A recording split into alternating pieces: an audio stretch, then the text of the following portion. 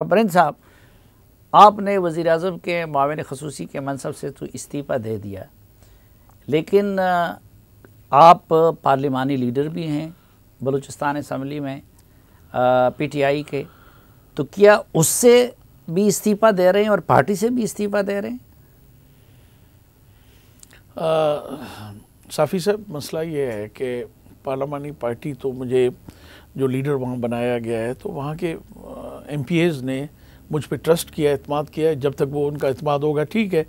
जिस दिन उन्होंने कहा कि नहीं जी हम आपको हटाते हैं, तो मुझे कोई इतराज़ नहीं होगा। पहली बात, जहाँ तक पार्टी का ताल्लुक़ है, जब मैं पार्टी ज्वाइन की थी तो मैंने बहुत सारे अपने रुफ़का को साथ लेके गया था, उनसे सलाह मशवरा किया था, अपने कबीले को एतमाद में लिया था, अपने हलके को लिया था।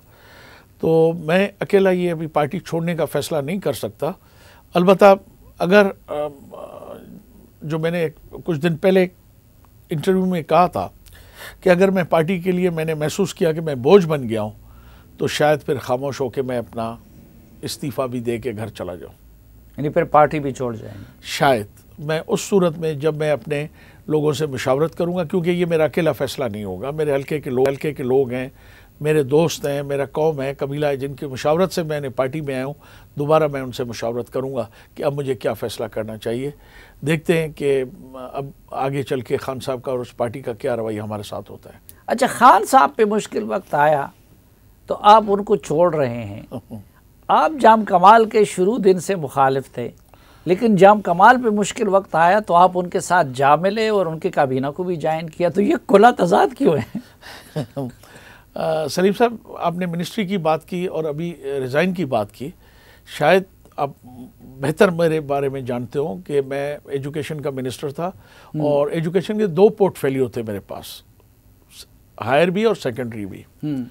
और बलूचिस्तान का सबसे बड़ा बजट उस वक्त एजुकेशन का था, ये जो अभी बजट पास हुआ है सबका। मैं पूरे बलूचिस्तान में एक तालीमी इनकलाब लाना चाहता था, एक रिवोल्यूशन लाना चाहता था।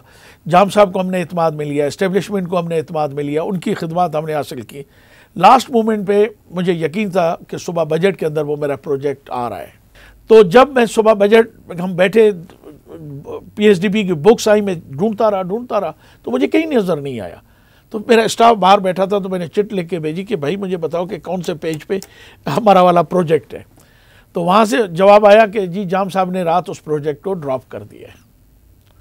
मेरे ख्याल में तारीख़ में बहुत कम लोग ऐसे होंगे या ऐसे हुए होंगे, वाकई पाकिस्तान में ख़ास तौर बलूचिस्तान में तो मुझे नज़र नहीं आता।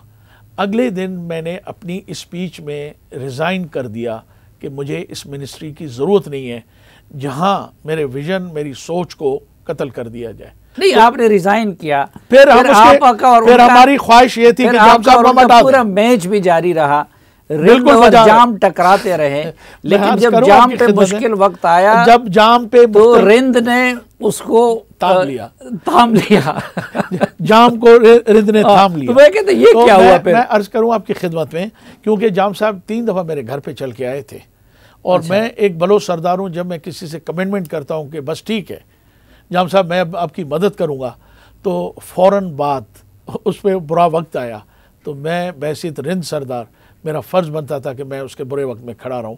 मैं खान साहब के बुरे वक्त में भी आपने देखा कि मैंने उस वक्त उसको ज्वाइन किया जब कोई उसके अच्छे वक्त नहीं थे।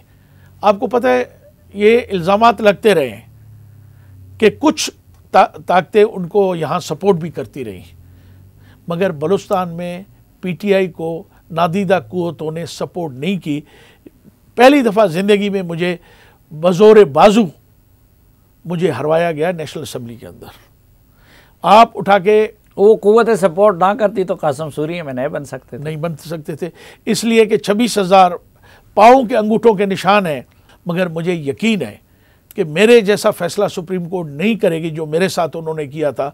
कि जब पिछले टेन्योर में मुझे इलेक्शन हराया गया तो मैं सुप्रीम कोर्ट में, जब इलेक्शन में सिर्फ 2 महीने रह गए थे तो सुप्रीम कोर्ट ने मेरे हक़ में फ़ैसला दिया था और कहा था कि दोबारा नए इलेक्शन कराएं।